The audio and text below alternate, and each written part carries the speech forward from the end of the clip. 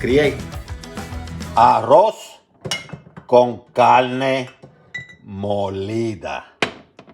In essence, it's going to be white rice and ground meat, cooked in Puerto Rican style like my grandmothers and others done in Puerto Rico. You're just going to need some ground meat, beef, a grated tomato. Half a tomato will be sufficient. I don't use tomato can sauce. I don't like the can. I also going to need a couple of teeth of garlic. I'm going to have some onions, a little bit. This is optional, but I have some green, red bell pepper, about a tablespoon, maybe a little bit more. Olive without the seed, the chop. Little bit oregano, you don't need it, but I'm going to use it. Then you're going to need some turmeric, cumin, coriander, smoked paprika or regular paprika, salt, and ground black pepper. Each one of them about 1/8 of a teaspoon. And I have my sofrito. And that sofrito I prepared over 2 years ago. Look how beautiful it looks. It's perfect. Link in the description on how to prepare the sofrito. This stuff is kind of replacing what Sazon and Adobo would do. I created my own, 100% natural. Make sure you have some extra virgin olive oil. And of course, you're going to need rice. So first, you're going to add all the grounded spices. You know, like the pepper, cumin, coriander, salt, smoked paprika, turmeric, and then you're going to add a little bit of oregano, dry, it's just dry. And you're going to add the olive. You don't need to add a lot. And then you're going to mince your garlic. Next thing, you're just going to mix it well together. Mix it well, so add those flavors, mix well. Cast iron, you can use any type of pan as long as it's a little bit deep. So I got the cast iron preheating. I'm going to put a little bit of extra virgin olive oil. I say about half a tablespoon, maybe a little bit more. And you're preheating this baby. So the first thing I like to do, I like to start with the onions. They're not a lot. And the type of onion doesn't matter, to be honest with you.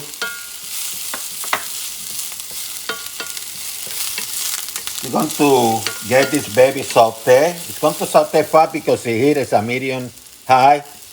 Let me just put it a couple notches above medium. Going to add the bell red peppers. You don't need them. That stuff is already in the sofrito for flavor purposes. But I like to add some texture and color to my carne molida.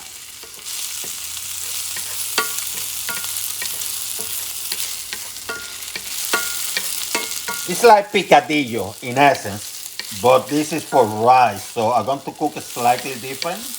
Just slightly, not much different. Going to add the sofrito, over 2 years old, well preserved. In my description, I have a link how to prepare it. And actually, I have a way to replace it if you haven't prepared your sofrito. What spices, and vegetables you need to cook a real tan sofrito in the event that you don't have this one preserved already. Actually, let me put a little bit more oil, just a little bit more. So this is a cast iron. What I'm going to do now, look at it, oh, it smells so good, is add the meat.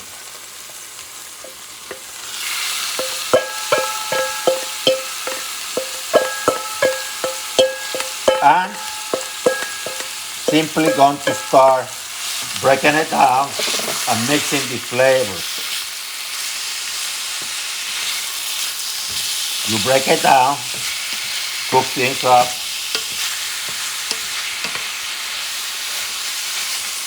and you start breaking the thing down. Because you don't make any hamburger, you're making carne molida, Puerto Rican style.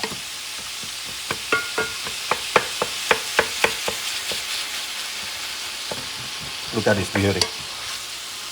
So when it's about, I would say 60-70% cooked, you still see some red. You're going to add your tomato sauce or your grated tomato. In my case, 100% natural, right? And what I do is I like to add a little bit more of smoked paprika to ensure it keeps that nice color and flavor. I don't use artificial dyes like sazon and stuff like that. Just put a little bit, just sprinkle it around. And put a little bit more salt if you want to. Just a little bit. Sprinkle it. And you start cooking it. You have to make sure this meat is cooked, okay? And do this for a few minutes. It's not going to take a long time.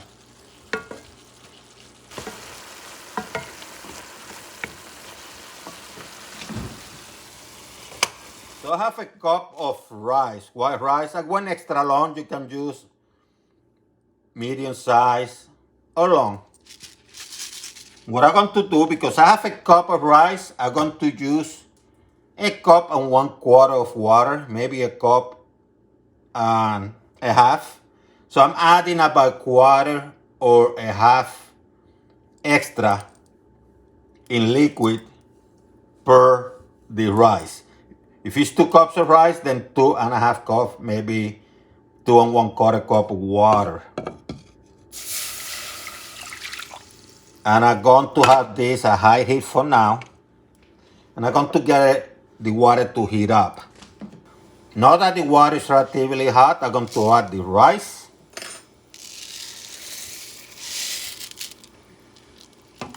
And I'm going to make sure it's well distributed.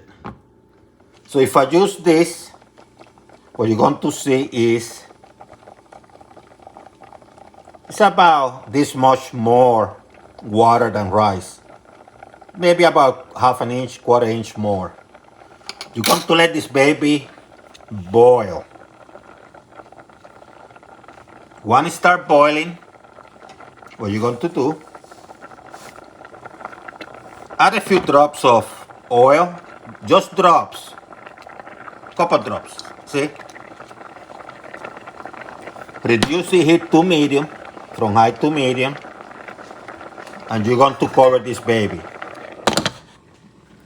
The water is going to evaporate, and you're going to see those little craters like the moon. So what you're going to do now is you're going to stir this baby. You don't go crazy, just lift it, drop it. I don't want it burn at the bottom. Some people like it, they call it pegao. In essence, it's burnt rice, by the way, if you overdo it. I don't have a need of doing that. So I'm going to move it around a little bit. It's not ready yet, by the way. Cover up. I'm going to let it steam for another Couple minutes later, uncover.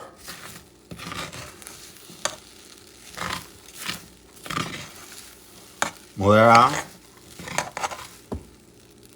Try a little bit.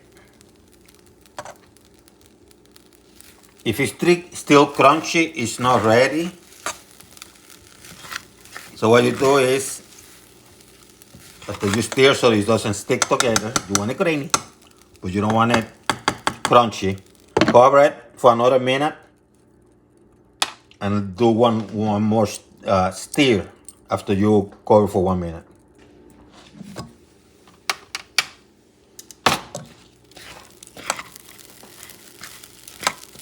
Ready.